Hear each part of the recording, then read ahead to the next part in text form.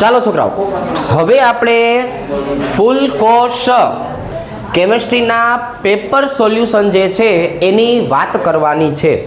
આપણે સંપૂર્ણ કોર્સ આધારિત જેટલા પણ MCQની પ્રેક્ટિસ થઈ શકે એટલા મેક્સિમમ પેપર જે છે એ સોલ્વ કરવાની ટ્રાય કરશું. રેડી? ચાલો તો હવે 1 2 3 સ્ટાર્ટ કરીએ. અહીંયા આપણને પહેલા MCQમાં આવી માહિતી આપેલી છે કે 1 કિલોગ્રામ કોપર ક્લોરાઇડની જો આપણે વાત કરીએ તો એને 13.44 ગ્રામ ઓગાળશું તો દ્રાવણના ઉત્કલન બિંદુમાં થતો વધારો જે છે એ કયો હશે એ આપણે કહેશું. એટલે ઉત્કલન બિંદુના વધારા માટેની જો વાત કરીએ તો જો આવી રીતે ડેલ્ટા ટીબી બરાબર I KB ઇન્ટુ W2 ગુણ્યા 1000 છેદમાં M2 ગુણ્યા W1. આપણે સંપૂર્ણ દાખલાની જે છે એ ગણતરી કરવા જઈએ તો અહીંયા છૂટા પડતા અણુની સંખ્યા 3 હોય છે. જ્યારે આપણને આલ્ફાનું મૂલ્ય નથી આપ્યું ત્યારે આપણે એને 100% ધારવાનું, એટલે કે આઈનું મૂલ્ય મને 3 મળશે.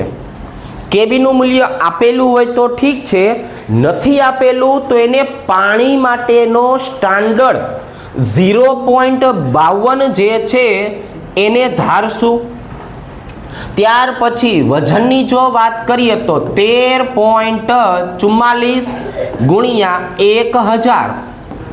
ભાગાકારમાં જોવા જઈએ તો અણુભાર આપણને આપી દીધો છે 134.4 અને પાણીનું વજન લેવાનું કીધું છે 1000 કેન્સલ. હવે આનું આપણે સાદરૂપ આપશું એટલે જરાક મને કહો કે ડેલ્ટા ટીબીનું મૂલ્ય કેટલું મળે છે?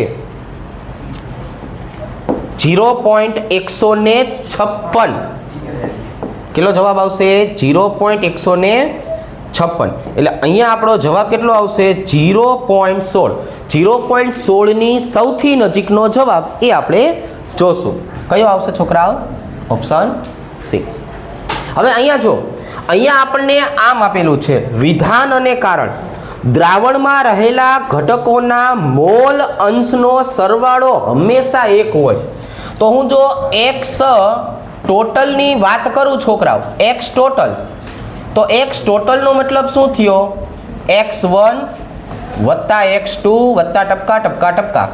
અંતે એનો જવાબ કેટલો આવશે? 1 આવશે. અંતે એનો જવાબ કેટલો આવશે? 1 આવશે. હવે આનો મતલબ શું થયો પાછો?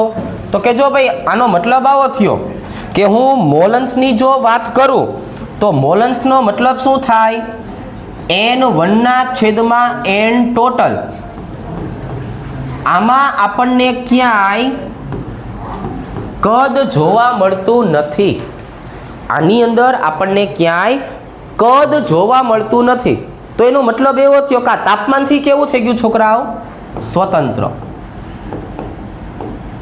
તાપમાનથી કેવું થઈ ગયું છોકરાઓ? તો કે ભાઈ તાપમાનથી સ્વતંત્ર થઈ ગયું. તો એનો મતલબ કે પહેલું અને બીજું વિધાન બંને કેવા થયા? સાચા. ખ્યાલ આવી ગયો? તો અહીંયા આપણને બંને વિધાનો જે છે એ કેવા આપેલા છે છોકરાઓ? સાચા આપેલા છે. ચલો, પરંતુ R એ એની સમજૂતી આપે છે તો કે ભાઈ મોલન્સનો સરવાળો 1 થાય અને તાપમાનથી સ્વતંત્ર છે. એને આમ કોઈ સંબંધ નથી. તાપમાનનો સંબંધ આપણે કીધો કે એના સમીકરણમાં કદ શબ્દ જે છે એ આવતો નથી એટલે સ્વતંત્ર છે. તો બે વિધાન સાચા પણ એની સમજૂતી આપતું નથી. રેડી? ચાલો, એના પછીનો પ્રશ્ન છે એ જોઈએ છોકરાઓ. અહીંયા આપણને વાત કરીએ તો 273 કેલ્વિન તાપમાને પાણીમાં ઓગાળેલા 10 ગ્રામ ગ્લુકોઝ, 10 ગ્રામ યુરિયા અને 10 ગ્રામ સુક્રોઝ, આવા MCQ જો આપણે પાકા કરી નાખ્યા હોય તો એનો મતલબ શું થયો? તો આપણને જવાબ ખબર હોય. પણ જો આપણે સમજવું હોય તો આવી રીતે કે અભિસરણ દબાણની વાત કરીએ તો IWRT છેદમાં MV. હવે મને ગ્લુકોઝ આપ્યું છે, યુરિયા આપ્યું છે, સુક્રોઝ આપ્યું છે. આ ત્રણેય માટે આઈની કિંમત કેટલી થાય? 1. ત્રણેય માટે W ની કિંમત કેટલી આપી છે 10. R હંમેશા કેવો હોય છોકરાઓ અચળ. T બધા માટે કેવું લેવાનું કીધું છે તો કે 273 એટલે કે અચળ. કદ બધા માટે કેવું લેવાનું કીધું છે છોકરાઓ તો કે અચળ. તો આનો મતલબ સિમ્પલ થયો. હવે પાઈ ચલે છે 1/છેદમાં અણુભાર. તમારે અણુભારને આધારે નક્કી કરવાનું છે કે આનો જવાબ શું આવશે. શેને આધારે હું નક્કી કરીશ અણુભારને આધારે. ચાલો હવે હું P1 શબ્દ વાપરું તો P1 બરાબર મારે શું ધ્યાનમાં રાખવાનું છે તો કે ભાઈ ગ્લુકોઝ 1/180. હું છોકરાઓ P2 ની વાત કરું તો યુરિયા 1/60 અને P3 ની વાત કરીએ છોકરાઓ 1/342. સ્વાભાવિક છે P2 નું મૂલ્ય વધારે, ત્યાર પછી P1, ત્યાર પછી P3. કયો ઓપ્શન આવો નક્કી થાય છે તો કે ભાઈ પેલો ઓપ્શન. કયો ઓપ્શન પેલો. નીચેનામાંથી 0.10 મોલાલિટી જલીય દ્રાવણના ઠાર બિંદુમાં. હવે આગળના શબ્દો ઉપર ધ્યાન રાખશું. હવે શું શબ્દ વાપરો છે જોજો. સૌથી જો ઠાર બિંદુનો ઘટાડો સૌથી વધુ હશે. ઠાર બિંદુનો ઘટાડો સૌથી વધુનો મતલબ શું થયો છોકરાઓ તો કે હવે મારે અહીંયા વાત કરવાની છે સંખ્યાત્મક ગુણધર્મની. જો અહીંયા મારે શેની વાત કરવાની છે સંખ્યાત્મક ગુણધર્મની. સંખ્યાત્મક ગુણધર્મ જેનો વધારે એનો સાપેક્ષ ઘટાડો વધારે. તો ચાલો ભાઈ KCl માં કેટલા અણુ છૂટા પડશે 2. ગ્લુકોઝમાં કેટલા અણુ છૂટા પડશે 1. એલ્યુમિનિયમ સલ્ફેટમાં 5 અને K2SO4 માં 3. તો હવે અહીંયા આપણો જવાબ જે છે કયો નક્કી થશે ત્રીજો. પણ જો પ્રશ્ન આવો પૂછ્યો હોત કે આપેલામાંથી સૌથી વધારે ઠાર બિંદુ કોનું છે તો તમે ગ્લુકોઝને ટીક કરે. સૌથી ઓછું ઠાર બિંદુ કોનું છે તો આપણે આને ટીક કરે. પણ અહીંયા શબ્દ વાપરો છે ઘટાડો સૌથી વધારે શેમાં થાય તો સંખ્યાત્મક ગુણધર્મને આધારે આપણે સી ઓપ્શન જે છે એ ટીક કરવાનો થાય. Clear clear. ચાલો એના પછી જો ગ્લુકોઝના 1 મોલલ દ્રાવણના ઉત્કલન બિંદુમાં થતો વધારો 2K છે. ગ્લુકોઝના 2 મોલલ જો અહીંયા આપણને શું આપ્યું છે 1 મોલલ, અહીંયા આપ્યું છે 2 મોલલ અને એનો ઘટાડો પણ આપ્યો છે 2K. તો KB અને KF વચ્ચેનો જવાબ કેટલો બોલો કેટલો જવાબ આવશે. ડાયરેક્ટ ક્યારેય નક્કી કરવાનું નથી. જ્યારે પણ આવો પ્રશ્ન પૂછે એટલે શાંતિથી બેયનો ગુણોત્તર લઈ લેવાનો. ડેલ્ટા TB બરાબર IKB × M ભાગાકારમાં ડેલ્ટા TF બરાબર IKF × M. શાંતિથી સમજી વિચારીને ગુણોત્તર લેવાનો છે. અહીંયા જવાબ આપ્યો છે 2, અહીંયા આપ્યો છે 2. અહીંયા I નું મૂલ્ય 1, અહીંયા I નું મૂલ્ય 1, અહીંયા KB નું મૂલ્ય KB, અહીંયા KF નું મૂલ્ય KF. અહીંયા મોલાલિટી 1, અહીંયા મોલાલિટી 2. રેડી. હવે તો કે આ બે ઉડી ગયા, આ બે ઉડી ગયા. હવે જો હું KB ને સૂત્રનો કરતા બનાવું તો 2 અને KF બે ક્યાં આવી જશે ઉપરની બાજુએ. એટલે KB બરાબર 2KF. આપણને કયો જવાબ મળવાનો છે ઓપ્શન સી. હવે અહીંયા જો નીચેનામાંથી કયું પરિબળ દ્રાવણના સંખ્યાત્મક ગુણધર્મને અસર કરે છે. જ્યારે પણ સંખ્યાત્મક શબ્દ આવે ત્યારે પાણી તો પાણી જ રહેવાનું છે. ઉદાહરણ તરીકે હું સંખ્યાત્મક ગુણધર્મ તમને સમજાવું તો આપણે શું કહેશું તો કે ભાઈ અહીંયા આપણે એવું કહેશું કે 1000 ml પાણી. હવે એમાં જો તમે 1 મોલ ગ્લુકોઝ ઉમેરો અને તમે એની અંદર 1 મોલ NaCl ઉમેરો તો હવે બેમાં ફેરફાર આવશે. હવે બેમાં શું આવશે ફેરફાર આવશે. હવે એના પછી જો છોકરાઓ, હવે આપણને અહીંયા શું કહેવામાં આવ્યું છે એની ચર્ચા કરીએ. Al2O3 માંથી છોકરાઓ આપણને કહેવામાં આવ્યું છે, 7મો પ્રશ્ન જો, Al2O3 માંથી મારે 1 મોલ એલ્યુમિનિયમ મેળવવું છે. શું મેળવવું છે? 1 મોલ એલ્યુમિનિયમ. તો હવે આપણે કેથોડ ઉપરનું એક સમીકરણ લખીએ છીએ. શું છે કેથોડ ઉપરનું સમીકરણ? તો કે ભાઈ Al+3 વત્તા 3 ઇલેક્ટ્રોન અને એલ્યુમિનિયમ. તો આજે 3 ઇલેક્ટ્રોન છે એનો સીધો મતલબ શું થશે? 3 ફેરાડે. મારે આમાંથી 3 ફેરાડેનો વિદ્યુતભારનો જથ્થો પસાર કરવો પડે. હવે આને હું અલગ રીતે સમજાવું. માની લો કે આપણે છોકરાઓ સક્રિયતા શ્રેણી લખતા હતા, એમાં સૌથી પહેલાં તમને શું લખતા શીખવાડ્યું હતું?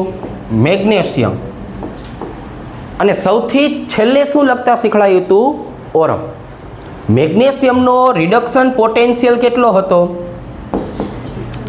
-2.36. અને ઓરમનો રિડક્શન પોટેન્શિયલ કેટલો હતો? +1.40. તો હવે જો હું E0 સેલ ગોતવા જાઉં છોકરાઓ, તો આપણે શું કરશું? Cathode minus anode.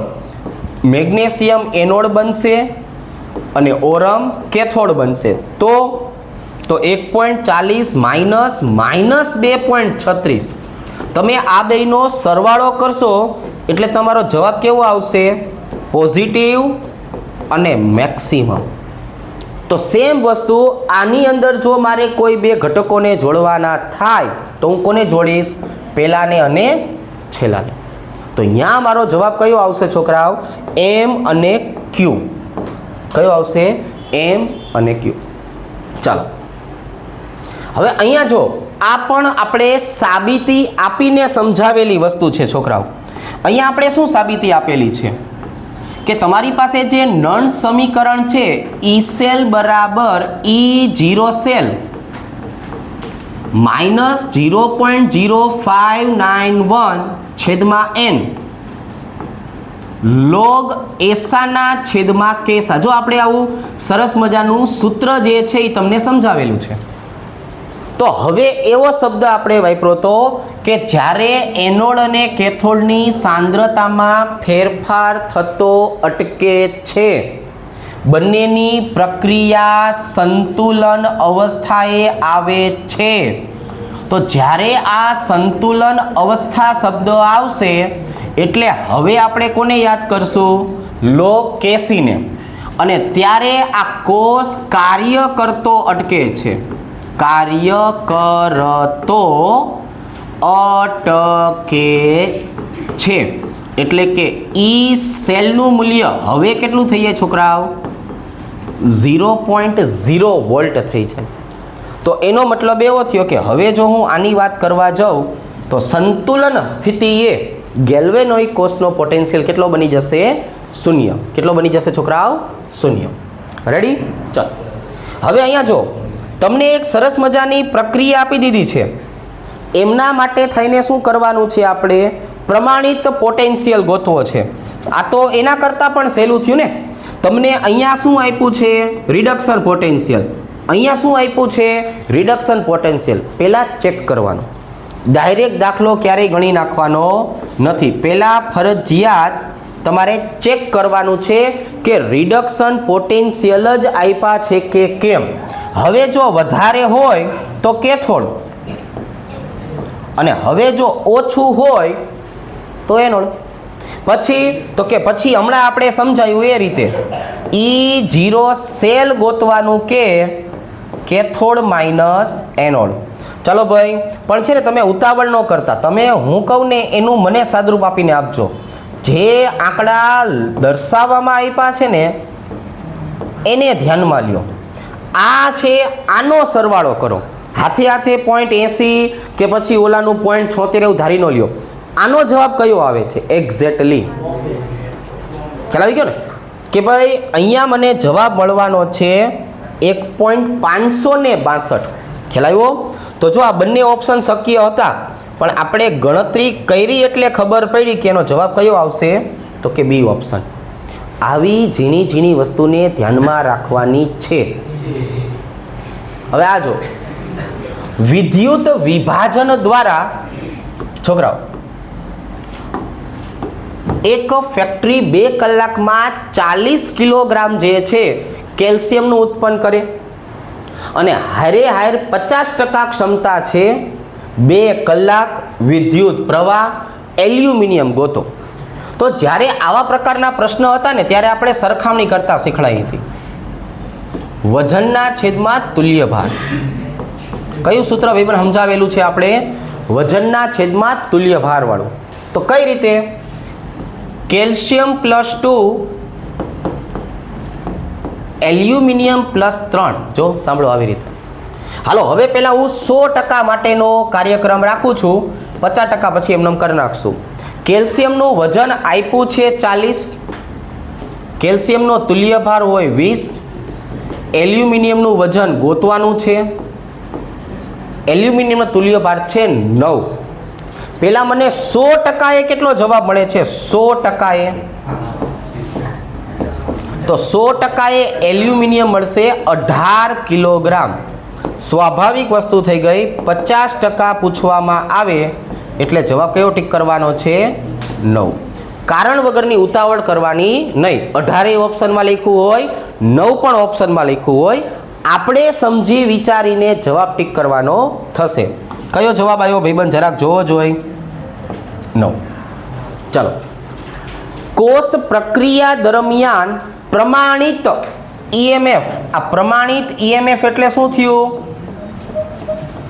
E0 cell આટલો છે અને ઇલેક્ટ્રોનનો ફેરફાર આપ્યો છે n = 2. સંતુલન અચળાંક કેટલો? જ્યારે જ્યારે આ બધી વસ્તુ ભણાવતા હતા ને ત્યારે એક સરસ મજાનું આપણે કામ કરતા શીખવાડ્યું છે છોકરાઓ. કયું કામ કરતા શીખવાડ્યું છે? શોર્ટ મેથડ બનાવી હતી. log Kc = n ગુણ્યા E0 સેલ ભાગાકારમાં 0.0591. જો આ શોર્ટ સૂત્ર લખાયું છે આપણે. જેટલી આવડે એટલી કિંમત મૂકો. આખું સાદરૂપ નો આપતા હો, હું તમને હમણાં બધું શીખવાડી દઉં છું. log Kc = 2 ગુણ્યા 0.295 છેદમાં 0.0591. હવે બોલો Kc નો જવાબ શું આવશે? બોલો. આ બેનો ગુણાકાર ને ભંગાકાર કરો.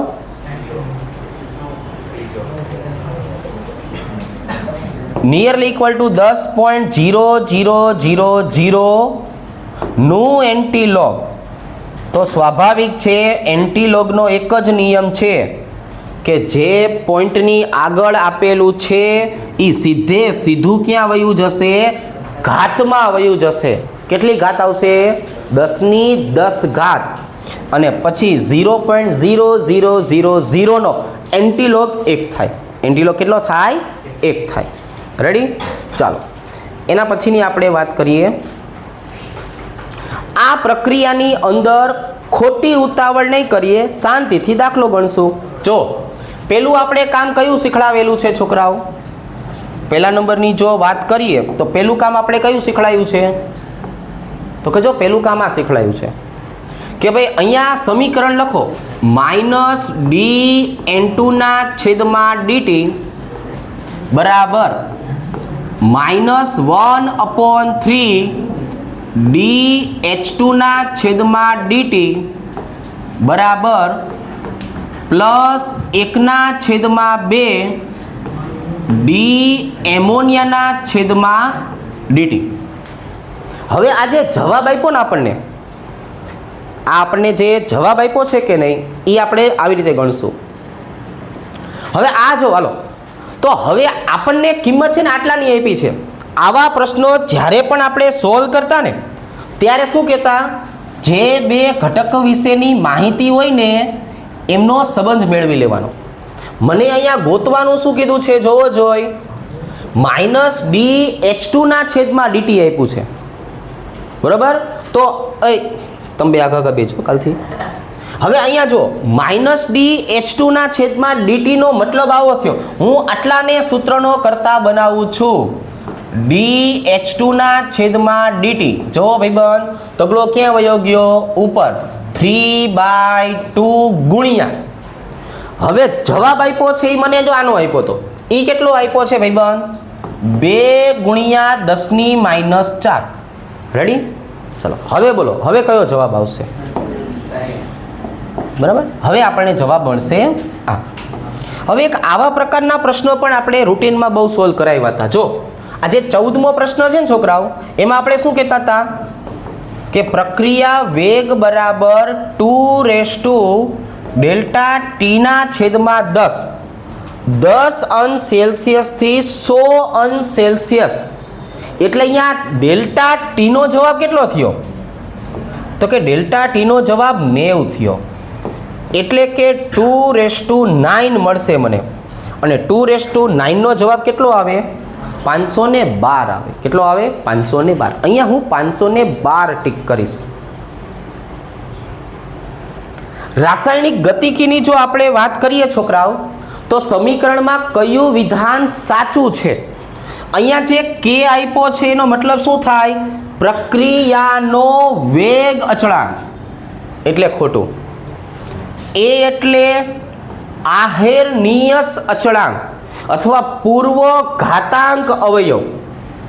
એ સક્રિયકરણ ઉર્જા. અને આર વાયુ અચળાંક. આર કોને કહેવાય? વાયુ અચળાંક જે છે એને કહેવાય. એટલે મારો જવાબ આવશે ત્રીજો. હવે 16મો પ્રશ્ન છે, જો શાંતિથી શું કહે છે? પ્રથમ ક્રમની એક પ્રક્રિયામાં પ્રક્રિયકની સાંદ્રતા 800 મોલારિટી છે. મોલ પ્રતિ ડેસીમીટર ઘન એટલે લીટર. 800 મોલારિટીથી ઘટીને 50 મોલારિટી થવા માટે આટલો સમય લાગે તો કે ગોતવાનો છે. શું કરશું? કે બરાબર 2.303 ના છેદમાં, ચાલો ભાઈ શું આવશે?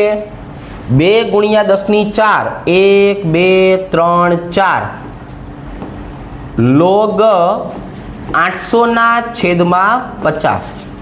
રેડી? હવે તમે ધારો તો જાતે સાદરૂપ આપીને છેલ્લો જવાબ જે છે એ મને કહી દો કે ભાઈ આની ગણતરી કરવામાં આવે તો ગણતરીમાં આ જવાબ છેલ્લે આવશે. પહેલાં આમ તો તમને મોટા ભાગની બધી ખબર પડી જ જશે. બરાબર? ચાલો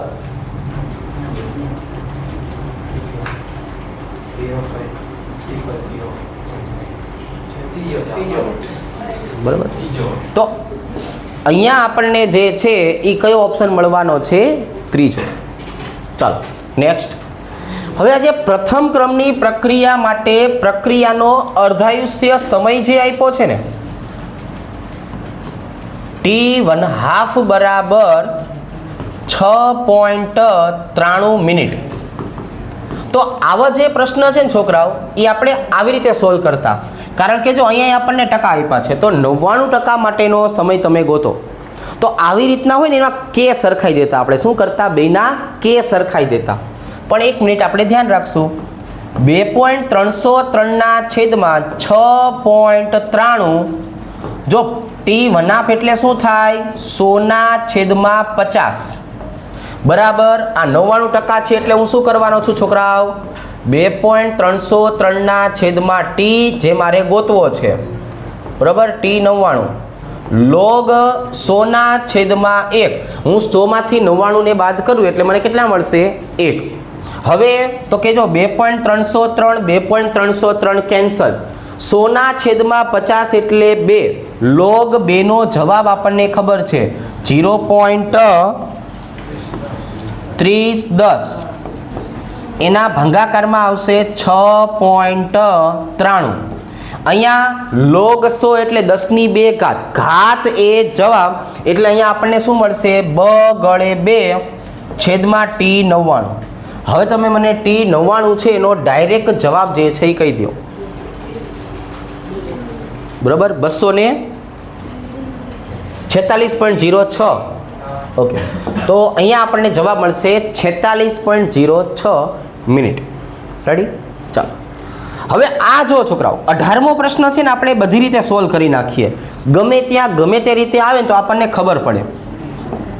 અહીંયા જોવા જઈએ તો NiCO4 પહેલા તો આ સમજાયું તું આપણે શેના માટે?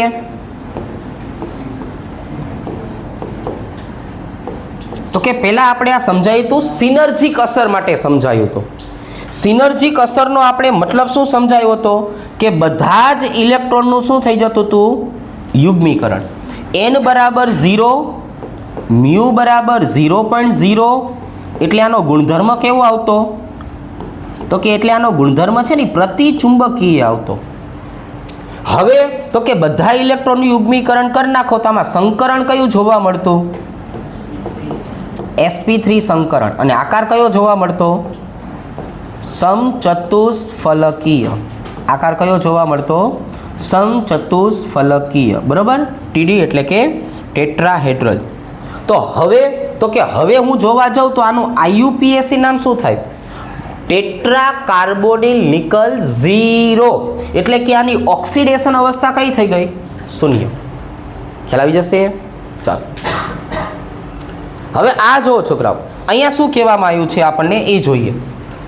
ઝિંક, કેડમિયમ, મર્ક્યુરી અને કોપરનિશિયમ આ ચારે ચાર એવા ભાઈબંધ છે જેને આપણે ડી વિભાગમાં તો રાખતા,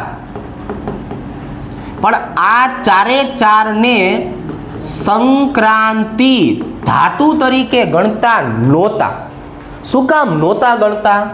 કેમ કે આમની ઇલેક્ટ્રોન રચના કેવી હતી છોકરાઓ? ફોર એક્ઝામ્પલ હું જો ઝિંક માટે લખું તો આર્ગોન કમ્પ્લીટ 3d10 4s2. તો હવે હું અહીંયા n બરાબર 4 ધારી લઉં તો એનો મતલબ શું થયો ભાઈબંધ? તો કે ns અને n-1 શું આવી ગયું? d. તો હવે જ્યારે તમારે ઇલેક્ટ્રોન રચના પસંદ કરવાની આવે છોકરાઓ તો ઇલેક્ટ્રોન રચના કઈ આવશે? તો કે ભાઈ n-1 d10 ns2. રેડી? ચાલો ક્રોમેટનું બંધારણ આપણે કહેવાનું છે. હજી આપણે ટૂંક સમયમાં જ આ વસ્તુને સોલ્વ કરી.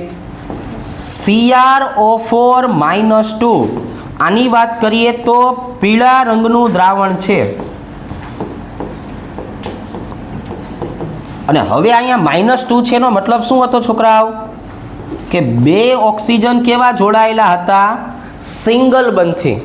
અને બાકીના જે બે ઓક્સિજન છે એ કેવા જોડાયેલા છે? ડબલ બંધથી. હવે જોઈને મને ખબર પડી કે આનો આકાર કેવો છે? સમચતુષ્ફલકીય. જોઈને ખબર પડી કે આકાર કેવો? સમચતુષ્ફલકીય. અંગ્રેજીમાં બોલવું હોય તો શું બોલાય સમચતુષ્ફલકીયને? તો કે ભાઈ અંગ્રેજીમાં બોલવું હોય તો બોલાય ટેટ્રાહેડ્રલ. તો એનો મતલબ અહીંયા આપણો જવાબ કયો આવશે છોકરાઓ? પેલો ટેટ્રાહેડ્રલ. હવે આ જો 21મા પ્રશ્નની જો આપણે વાત કરીએ તો જ્યારે આપણે KMnO4 ની બનાવટની વાત કરેલી ને છોકરાઓ ત્યારે ખાસ કીધું હતું કે આમાં જોવા મળતા જુદા જુદા રંગ તમે પાકા કરજો. કઈ રીતે જુદા જુદા રંગ? જો આવી રીતે MnO2 પાયરોલ્યુસાઇડ ખનિજ એવું નામ આપ્યું હતું આનું, પાયરોલ્યુસાઇડ. આની જો આપણે વાત કરીએ તો આ કેવો હતો છોકરાઓ? કાળા કલરનો પાવડર હતો. એની તમે પ્રક્રિયા કરો એટલે આગળ જતા શું મળતું છોકરાઓ? KOH ની હાજરીમાં તો કે K2MnO4 મળતું. આ K2MnO4 નો મતલબ શું થયો છોકરાઓ? કે આ આપણને ઘેરા લીલો રંગ જે છે એ ધરાવતું દ્રાવણ આપશે, સ્ફટિકમય પદાર્થ. પછી આગળ વધીએ તો KMnO4 જાંબલી રંગનો જે છે એ પદાર્થ મળશે. પણ હાલ પૂરતી આપણને જે વાત કરી છે કે પાયરોલ્યુસાઇડ ખનિજ અને KOH ની પ્રક્રિયા તમે કરાવરાવશો તો અહીંયા K2MnO4 લીલા રંગનું દ્રાવણ મળશે. ઓપ્શન પહેલો. હવે આ જો 22મો પ્રશ્ન છે એને સોલ્વ કરીએ. અહીંયા ચતુષ્ફલકીય સંકીર્ણ જે શબ્દ વાપરો ને એનો મતલબ આવો થયો બ્રોમિન જે છે એ નિર્બળ લિગેન્ડ્સ છે. કેવો છે? નિર્બળ લિગેન્ડ્સ. જો પ્રબળ હોત તો સમતલીય સમચોરસ બને. એટલે કે અહીંયા સંકરણ કયું થઈ ગયું? sp3. તો હવે આના ઉપરથી મને એવી ખબર પડી ગઈ ભાઈબંધ કે Mn ની ઓક્સિડેશન અવસ્થા +2 આવશે, એટલે કે 3d5 4s2. પણ આ 2 ઇલેક્ટ્રોનને તમે દૂર કરો એટલે ડી કક્ષકમાં કેટલા આવશે? 5. નિર્બળ લિગેન્ડ્સને કારણે ઇલેક્ટ્રોનની ફેરગોઠવણી નહીં થાય. ફેરગોઠવણી ન થાય એટલે n બરાબર કેટલા આવે? 5. અને n બરાબર 5 આવે એટલે આપણે ઘણી બધી વખત શીખવાયું છે મ્યુનો જવાબ આવશે 5.92. કેટલો આવશે? 5.92. ઓપ્શન બી છો. હવે આમાં થોડુંક એવું આપણે વધારાનું શીખવું પડશે, બરાબર? આ કઈ રીતે સમજાવવાનું છે? તો કે ભાઈ જો આપણે આવી રીતે સમજાવેલું છે ઘણી બધી વખત કે ભાઈ એમ A2BC ની વાત કરીએ તો અહીંયા આપણને 2 સંઘટકો મળતા. કયા? સિસ અને ટ્રાન્સ. તો એ જ રીતે જ્યારે MA3BC અને D આવે ને તો આ A3 ના કારણે જે છે એ શું મળતું છોકરાઓ? તો કે ભાઈ ફેશિયલ અને મેરીડિયોનલ મળતું. જો શું મળતું? ફેશિયલ અને મેરીડિયોનલ. ખ્યાલ આવી ગયો? તો હવે મને અહીંયા જોવા જઈએ છોકરાઓ આની અંદર, તો અહીંયા આ 2 વખત આપેલા છે સિસ વત્તા ટ્રાન્સ, અને આ ક્લોરીન 3 વખત આપેલા છે ફેશિયલ વત્તા મેરીડિયોનલ. ખ્યાલ આવી ગયો? તો હવે મને અહીંયા કેટલા સમઘટકો મળશે છોકરાઓ? 4. સંકીર્ણમાં ધાતુનો સવર્ગાંક ખાલી જગ્યાથી નક્કી થાય છે. અહીંયા પહેલો અને ચોથો બંને વિકલ્પ સરખા આપ્યા છે. હવે હું એનો મતલબ સમજાવું. ખરેખર આમ જોવા જઈએ છોકરાઓ તો આવી રીતનું હોય છે કે ભાઈ સવર્ગાંક જે છે એ સવર્ગાંક શેના આધારે નક્કી કરવામાં આવે છે? તો કે સવર્ગ સહસંયોજક બંધને આધારે નક્કી કરવામાં આવે છે. અહીંયા એને સિગ્મા બંધ નામ આપ્યું છે. શું નામ આપ્યું છે? સિગ્મા બંધ. પણ આપણે આઈએમપી પોઈન્ટ્સ તરીકે આવું પણ સમજાવેલું છે કે પાઈ બંધવાળા પણ લિગેન્ડ્સ આવે છે. આને ઓલિફિન તરીકે ઓળખવામાં આવે છે, એટલે કે ઓલિફિનિક લિગેન્ડ્સ. આના 2 ઉદાહરણ સોલ્વ કરાવેલા છે. પહેલું ઉદાહરણ કયું સોલ્વ કરાવેલું છે? JeS ક્ષાર. આની જો વાત કરીએ તો આવી રીતે પોટેશિયમ 𝜂2 જ્યારે પણ પાઈબંધ વાળો લિગેન્ડ્સ હોય એમાં જેટલા કાર્બન હોય ને એટલા 𝜂 દર્શાવવામાં આવે. અહીંયા 𝜂2 નો મતલબ એવો થશે કે અહીંયા જે કોઈ પણ કાર્બનિક લિગેન્ડ્સ છે પાઈબંધ વાળો એમાં 2 કાર્બન આવેલા છે. પછી પ્લેટિનમ 3 વખત ક્લોરીન, CH2 ડબલ બંધ CH2 આવી રીતે. તો આજે ઇથિન છે એમાં કેટલા કાર્બન આવેલા છે? 2. હવે આનું નાનું એક બીજું ઉદાહરણ હતું છોકરાઓ, જેને આપણે ફેરોસિન નામ આપેલું છે. શું નામ આપેલું છે? ફેરોસિન. ફેરોસિનની જો આપણે વાત કરીએ તો આવી રીતે દર્શાવશું. ચાલો કે ભાઈ અહીંયા આપણને શું આપેલું છે? તો કે 𝜂5 FeC5H5 2 વખત. આને બોલવામાં આવે છે સાયક્લોપેન્ટાડાઇન.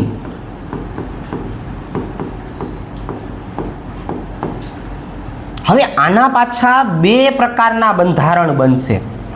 એક જે છે એને સ્ટેગર્ડ બોલવામાં આવશે અને એકને બોલવામાં આવશે ઇક્લિપ્સ્ડ. જ્યારે તમને છોકરાઓ 5મા ચેપ્ટરના MCQ સોલ્વ કરાવ્યા ત્યારે આ બંને પ્રકારના પ્રશ્નો જે છે એનો આપણે ઉલ્લેખ કરેલો છે. હજી એક ત્રીજો શબ્દ છે EAN, ઇફેક્ટિવ એટોમિક નંબર, એની પણ માહિતી આપેલી છે. એટલે 5મા ચેપ્ટરના MCQનો વિડીયો એક વખત જોઈ લેજો, જેથી આ બધી વસ્તુ તમને પાછી યાદ આવી જાય. ત્યારે થોડુંક ડિટેલમાં સમજાયું હતું. હવે જો હું સ્ટેગર્ડની વાત કરું ને તો સ્ટેગર્ડનો મતલબ થાય સામ સામે, એટલે કે વિરુદ્ધ બાજુએ જ્યારે સાયક્લોપેન્ટાડાઇન ગોઠવાયેલું હોય એટલે આવું બંધારણ બને. જો આવી રીતે. અને ઇક્લિપ્સનો મતલબ થાય સંતાયેલું, એકબીજાની પાછળ સંતાયેલી વસ્તુ હોય એને ઇક્લિપ્સ કહેવાય. તો એનું બંધારણ જે છે એ આવી રીતે મળશે. જો આમ બંને જે છે એ એક સમાન દિશામાં આવેલા છે. જો આવી રીતે. તો હવે શું થયું, બંને સાયક્લોપેન્ટાડાઇનની વચ્ચે એફીનો અણુ આવેલો છે એટલે ફેરોસિનનું સ્પેશિયલ નામ છે, એને સેન્ડવિચ બંધારણ બોલવામાં આવે છે. શું બોલવામાં આવે છે છોકરાઓ? સેન્ડવિચ બંધારણ તરીકે ઓળખવામાં આવશે. પણ આ ખાલી મારે તમને આ બધી માહિતીને યાદ કરાવી હતી એટલે આ પ્રશ્ન જે છે ને થોડોક એવો ડિટેલમાં સમજાયો. ચાલો, નીચેનામાંથી કયો પ્રકાશ સમઘટકતા ધરાવી શકવાની શક્યતા ધરાવે છે?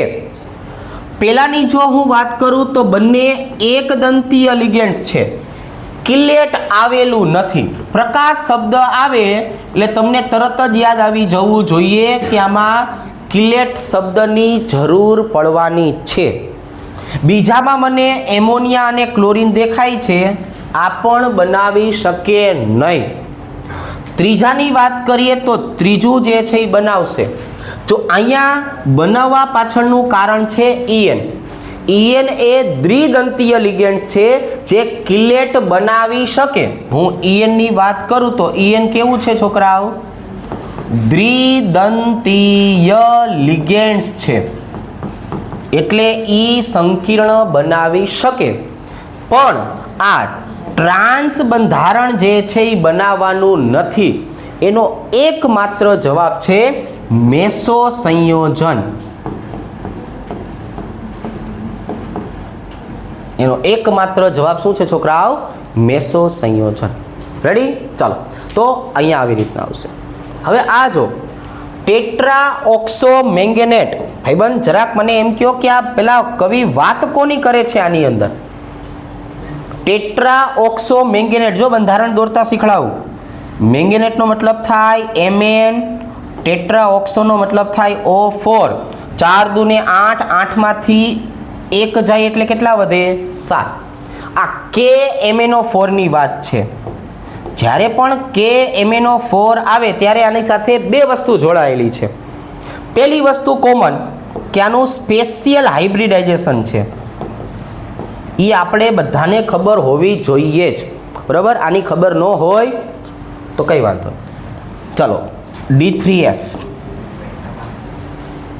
બીજા નંબરની જો આપણે વાત કરીએ તો આવી રીતે કે આમાં Mn+7 આવેલું છે એટલે કે 3D0 4S0 બંનેમાં 0 ઇલેક્ટ્રોન આવેલા હોવા છતાં પણ આ કેવું હતું છોકરાઓ? જાંબલી રંગ ધરાવતું હતું. કયો રંગ ધરાવતું હતું? જાંબલી રંગ. અને એ જાંબલી રંગ પાછળનું કારણ આપણે છેલ્લી વખત કહી દઈશી, ligands to metal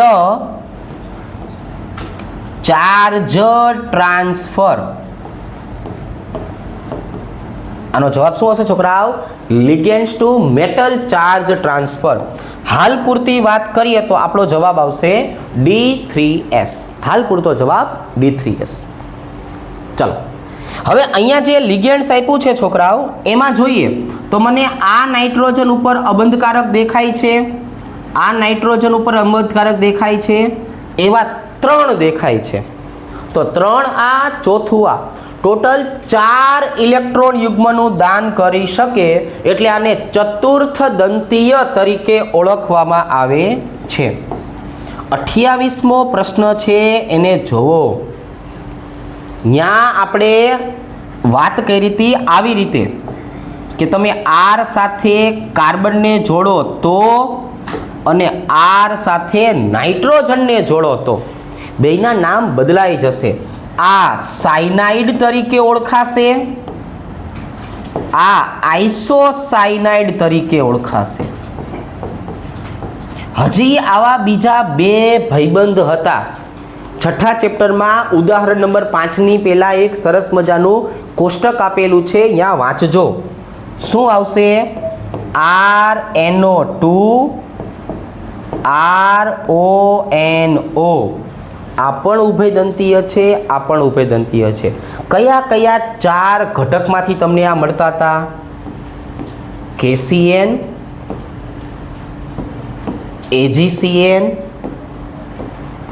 KNO2, AgNO2. Ready? તો હાલ પૂરતો આપણો જવાબ કયો આવશે છોકરાઓ? Option C. ચાલો, બાકીની બધી વસ્તુ આપણે જોતા રહેવાની છે. જેટલું જોશું તેટલું વધારે આવડશે. હવે સોડિયમ અને ઇથર દેખાય એટલે મને આ ઉંમરે એટલી ખબર પડી જાય કે અહીંયા કવિ વુડ્સ પ્રક્રિયાની વાત કરે છે. વુડ્સ પ્રક્રિયાનો મતલબ શું થશે છોકરાઓ? અરીસાવાળી નીપજ. તો હવે હું જ્યારે આનું બંધારણ દોરીશ ને છોકરાઓ, એટલે મને તરત ખબર પડશે કે અહીંયા શું જવાબ આવી શકે. CH3 CCH3 CH3 CCH3 CH3 CH3. હવે તો કે હવે અહીંયા જુઓ છોકરાઓ, અહીંથી તમે અરીસો મૂકશો એટલે મને આ જોવા મળે છે તૃતીયક બ્યુટાઇલ. તમને તૃતીયક બ્યુટાઇલ ક્યાં જોવા મળે છે? તો અહીંયા R નું મૂલ્ય શું આવશે? તૃતીયક બ્યુટાઇલ. રેડી? ચાલો, હવે અહીંયા છોકરાઓ છે ને, મને પ્રશ્નો તો આખો વાંચવો પડશે કે ટોલ્યુઇન ક્લોરીન સાથે આયર્નની હાજરી પરંતુ પ્રકાશની ગેરહાજરીમાં પ્રક્રિયા કરે છે. જો હું છોકરાઓ આવો શબ્દ વાપરું ને, Cl2 સૂર્યપ્રકાશ, તો તમને તરત જ ખબર પડી જાય કે આ એલિફેટિક પ્રક્રિયાની વાત થાય છે. પરંતુ જો આવી રીતના હોય Cl2Fe, તો ખબર પડવી જોઈએ કે અહીંયા કવિ એરોમેટિકની વાત કરે છે. તો હવે અહીંયા એરોમેટિક એટલે શું થાય? આ પણ બનશે, આ પણ બનશે.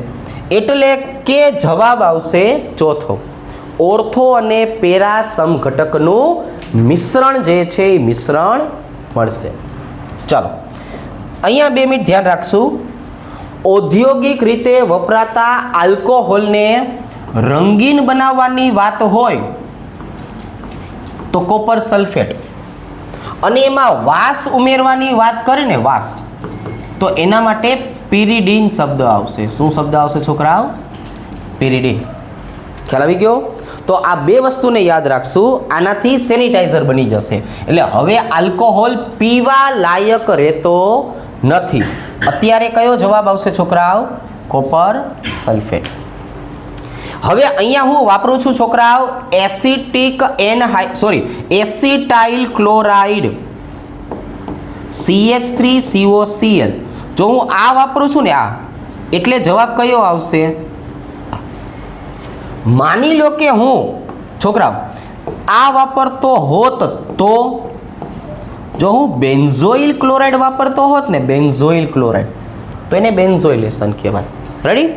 અત્યારે મારો જવાબ કયો આવશે છોકરાઓ? એસિટિલેશન. ચાલો, લ્યુકાસ કસોટી છે આલ્કોહોલની પરખ માટે છે. આ પ્રશ્ન પૂછાવાની શક્યતા 100% છે. આના જેવા એક સરસ મજાનું કામ કરવાનું, પહેલાં બંધારણ જે છે એ બંધારણ લખી લેવાનું, પછી ઓક્સિજનની 2 બાજુએ આવેલા ઘટકોની ઓળખાણ કરી લેવાની. કે જો દ્વિતીયક આપેલું હોય તો દ્વિતીયક હંમેશા શું બનાવશે છોકરાઓ? આલ્કોહોલ. દ્વિતીયકમાંથી આલ્કોહોલ બનશે અને મિથાઇલની સાથે આયોડિન જોડાશે. એટલે અહીંયા મને ત્રીજો જવાબ જે છે એ ત્રીજો જવાબ મળશે. હવે આ જો મને અહીંયા વાત કરવામાં આવી છે છોકરાઓ લ્યુકાસ કસોટીની. તો હવે પછી જ્યારે લ્યુકાસ કસોટી શબ્દ આવે ત્યારે આપણને એનો ક્રમ ખબર જ છે. તૃતીયક કાર્બોકેટાયન, દ્વિતીયક કાર્બોકેટાયન, પ્રાથમિક કાર્બોકેટાયન અને મિથાઇલ કાર્બોકેટાયન. તો તૃતીયક જે છે એ કોણ બનાવશે? તો કે તૃતીયક આપણને આ બનાવશે.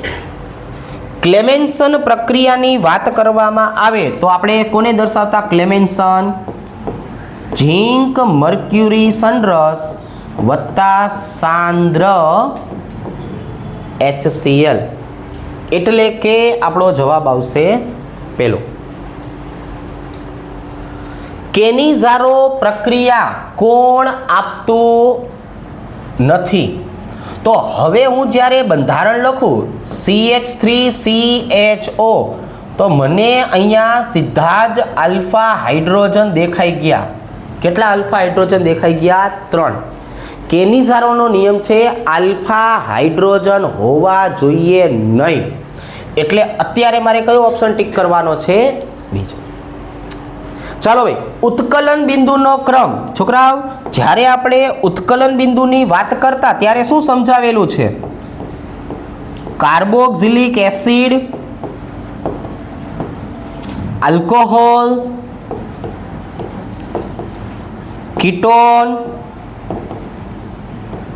આલ્ડીહાઇડ, ઈથર અને આલ્કેન. તો મને અહીંયા જોવા જઈએ તો હવે તો સીધે સીધું દેખાય છે આલ્કોહોલ, આલ્ડીહાઇડ અને ઈથર. બીજાનું મૂલ્ય સૌથી વધારે, પછી પેલું, પછી ત્રીજું. અહીંયા જુઓ છોકરાઓ, ઇથેનોલની વાત કરી છે એટલે મને એક વસ્તુની ખબર પડી ગઈ કે આ આલ્કોહોલ છે, વત્તા એક પ્રવાહી મિશ્ર કર્યું છે એસિડ ઉદ્દીપકની હાજરીમાં. મીઠા ફળની વાસ તમે પ્રેક્ટિકલ કરીને આવ્યા હોય એટલે ખબર હોય કે ભાઈ મીઠા ફળની વાસ કોણ આપે છોકરાઓ? તો કે ભાઈ એસ્ટર આપે. કોણ આપે છોકરાઓ? એસ્ટર. તો એનો મતલબ એસ્ટરીકરણ કરવા માટે આલ્કોહોલની પ્રક્રિયા ફરજિયાત કોની સાથે થાય? એસિડ સાથે. તો કાર્બોક્સિલિક એસિડ મને અહીંયા જોવા મળશે. હવે આ જુઓ છોકરાઓ, ઇથાઇલ બેન્ઝીન. આપણે આલ્કાઇલ શૃંખલાવાળા ભાઈબંધની વાત કરતા એટલે આવું સમજાવતા જો કે જે ઘટક બેન્ઝીન ચક્ર સાથે ડાયરેક્ટ જોડાયેલો હોય. જો કેવો જોડાયેલો હોય? ડાયરેક્ટ. હવે તો કે હવે એની પ્રક્રિયા કરો. કોની હાજરીમાં પ્રક્રિયા કરતા? KMnO4. કેટલા કાર્બન દેખાય છે? 2. કેટલા ઓક્સિજન વપરાશે? 6. કેટલા પાણીના અણુ છૂટા પડશે? તો કે 2. અને હવે ખાસ સાંભળજો કે આ જે લટકતાવાળા ભાઈબંધ હોય ને એ હંમેશા CO2 તરીકે છૂટા પડી જાય. તો જે ડાયરેક્ટ જોડાયેલો ઘટક છે ડાયરેક્ટ, એનું રૂપાંતરણ શેમાં થઈ જાય? એનું રૂપાંતરણ થઈ જાય COOH માં.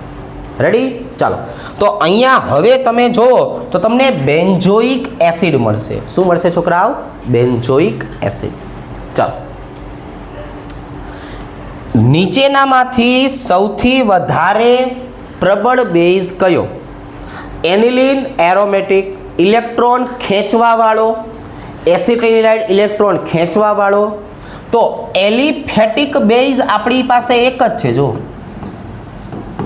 એલિફેટિક બેઝ જે છે છોકરાઓ, આની પ્રબળતા સૌથી વધારે હોય.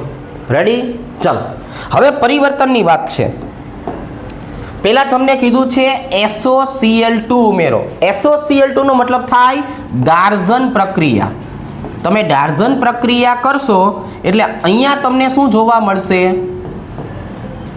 તો કે ભાઈ અહીંયા ક્લોરીન જોવા મળશે. એની એમોનિયા સાથે તમે પ્રક્રિયા કરો. જો એમોનિયા સાથે, તો અહીંયા શું થયું છોકરાઓ? HCl. એટલે હવે અહીંયા મને છોકરાઓ શું મળી જવાનું છે? C ડબલ બંધ ONH2 અને અહીંયા મળી જશે બ્રોમિન. અને હવે જ્યારે NaOH અને Br2 દેખાય એટલે કોઈને પૂછવા જવાની જરૂર હોતી નથી. આને આપણે શું કહેતા? હોફમેન પ્રક્રિયા કહેતા. અને હોફમેન વિશે ખબર જ છે, વચ્ચેથી CO ને શું કરવાનો હોય? કાઢી જ મૂકવાનો હોય. એટલે અહીંયા શું આવી ગયું છોકરાઓ? NH2, અહીંયા આવી ગયું Br. ચલો ભાઈ, આ જે દર્શાવ્યું છે એવું તમને બી ઓપ્શનમાં જોવા મળે છે. ક્યાં જોવા મળે છે? બી ઓપ્શનમાં. એલિફેટિક પ્રાથમિક એમાઇન જે લખ્યું છે એને આધારે જોતા જઈએ. શું લખ્યું છે? એલિફેટિક પ્રાથમિક એમાઇન એટલે RNH2. ચાલો, RNH2 કોની સાથે પ્રક્રિયા કરાવશું? ક્લોરોફોર્મ. ચલો ભાઈ, ક્લોરોફોર્મ CHCl3, ઇથેનોલિક પોટેશિયમ હાઇડ્રોક્સાઇડ, 3 અણુ KOH. હવે મને ખબર પડી ગઈ આટલું લખવાથી કે આને કાર્બાઇલ એમાઇન કસોટી કહેવાય. કઈ કસોટી કહેવાય? Carbyl amine. કાર્બાઇલ એમાઇન મુખ્ય નિપજ તરીકે શું આપે છોકરાઓ? Rn પ્લસ ટ્રિપલ બંધ C-, એક આલ્કાઇલ આઇસોસાયનાઇડ આપે છે. ચાલો, લાલ એજો રંગક કોણ આપશે છોકરાઓ? જો આપણે બધાની વાત કરી દઈએ કે ભાઈ જ્યારે તમને આ કહેવામાં આવે ત્યારે લાલ રંગ કોણ આપશે? બીટા નેફ્થોલ આપશે. ફિનોલ આપેલું હોત તો નારંગી રંગ હોત. કયો હોત? નારંગી રંગ. અહીંયા શબ્દ વાપરો છે લાલ, તો બીટા નેફ્થોલ. કયો સેન્ડ મેયરનો પ્રક્રિયક નથી? જ્યારે પણ સેન્ડ મેયર પ્રક્રિયા ભણાઈ ત્યારે મોટા અક્ષરે લખ્યું હતું આને સેન્ડ મેયર પ્રક્રિયક કહેવાય નહીં. આમાંથી આપણને ક્યુપ્રસ આયોડાઇડ મળતો નથી. આમાંથી તમે CuI બનાવી શકતા નથી. એટલા માટે ચલો ભાઈ, પ્રાથમિક એમાઇન આપતું નથી એનો મતલબ શું થયો? તો આ એક જ વસ્તુ થઈ છોકરાઓ કે તમે આઇસોસાયનાઇડને ગોતી આવો. આઇસોસાયનાઇડને તો એની નિપજ હંમેશા શું હશે? CH3NHCH3. આવી રીતે આ એક જ એવો છે જે દ્વિતીયક એમાઇન જે છે નિપજ આપશે. કયા ઘટકની પાચન ક્રિયામાં આપણને છેવટની નિપજ તરીકે એમિનો એસિડ મળે? એટલે અહીંયા શબ્દ આવો વાપરો છે કે તમને મોનોમર તરીકે શું આપેલું છે? મોનોમર, તો કે એમિનો એસિડ. તો હવે હું એમિનો એસિડને જોડવાનું કામ કરું તો પેપ્ટાઇડ બને. પેપ્ટાઇડને જોડવાનું કામ કરું તો પોલીપેપ્ટાઇડ મળે. એટલે કે આમનો પોલિમર પદાર્થ કયો થયો? પોલિમર પદાર્થ. તો કે પોલિમર પદાર્થને પ્રોટીન કહેવાય. શું કહેવાય? પોલિમર પદાર્થ કયો થયો? પ્રોટીન. હવે મને જે બંધારણ આપેલું છે ને ફ્રુક્ટોઝનું, એ પોતે કેવું છે? મુક્ત શૃંખલાવાળું છે. માની લો કે હું આ 5મા કાર્બનને આની સાથે જોડી દઉં ને તો ફિશર બને. અને એમાંથી ફ્યુરાનોઝ પ્રકારનું બંધારણ બનાવું ને, ફ્યુરાનોઝ, તો એને હાવાર્થ કહેવાય. તો એને શું કહેવાય? હાવાર્થ. પણ જે આપેલું છે એ કોણ? મુક્ત શૃંખલાવાળું. ચાલો, અહીંયા એમ કહે છે કે કાપડમાં વપરાતો સેલ્યુલોઝ પદાર્થ કયો? તો કાપડમાં વપરાતા પદાર્થની વાત કરીએ તો અત્યારે આપણને ખબર છે કોથળાવાળા કપડાં પહેરે છે માણસો. એ કોથળાવાળા કપડાં એટલે કયા? લિનન. કયા થઈ ગયા છોકરાઓ? લિનન. આ લિનન તરીકે ઓળખાય. જૂના સિલેબસની અંદર જૂની ટેક્સ્ટબુકમાં એક શબ્દ વાપરેલો કે પ્રોટીનનું ચતુર્થક બંધારણ જે છે ને એ હિમોગ્લોબિન છે. કોણ છે છોકરાઓ? હિમોગ્લોબિન. રેડી? તો આવી રીતે આપણે જે છે એ આખું પહેલું એક પેપર વ્યવસ્થિત રીતે સોલ્વ કર્યું છે. નેક્સ્ટ વિડીયોની અંદર આપણે બીજું આવું ફૂલ કોર્સનું પેપર જે છે એ સોલ્વ કરશું અને ત્યાર પછી આપણે સમજાવશું. રેડી? તો ત્યાં સુધી આપણે ચેનલ સાથે જોડાયેલા રહેશું.